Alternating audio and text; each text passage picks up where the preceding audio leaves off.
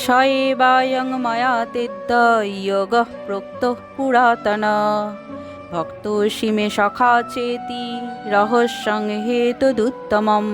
অর্থাৎ সেই সনাতন যোগ আজ আমি তোমাকে বললাম, কারণ তুমি আমার ভক্ত ও সখা, এবং তাই তুমি এই বিজ্ঞানের অতি গূঢ় রহস্য হৃদয়ঙ্গম করতে পারবে।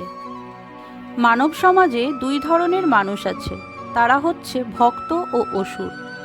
ভগবান অর্জুনকে ভগবদ্গীতা দান করতে মনস্থ করেছিলেন, কারণ অর্জুন ছিলেন তাঁর শুদ্ধ ভক্ত। কিন্তু অসুরদের পক্ষে এই রহস্যাবৃত জ্ঞানের মর্মার্থ উপলব্ধি করা সম্ভব নয়। জ্ঞানের এই মহৎ শাস্ত্র ভগবদ্গীতার বহু সংস্করণ আছে, তাদের মধ্যে কিছু ভক্তদের ভাষ্য সমন্বিত আর কিছু অসুরদের মন্তব্য সমন্বিত। ভক্তদের ভাষ্য সমন্বিত ভগবদ্গীতা যথার্থ, কিন্তু অসুরদের মন্তব্যগুলি অসার। অর্জুন শ্রীকৃষ্ণকে পরমেশ্বর ভগবান রূপে স্বীকার করেছেন, তাই অর্জুনের পদাঙ্ক অনুসরণ করলে এই পরম বিজ্ঞানের প্রতি যথাযথ ভক্তি নিবেদন করা হয়।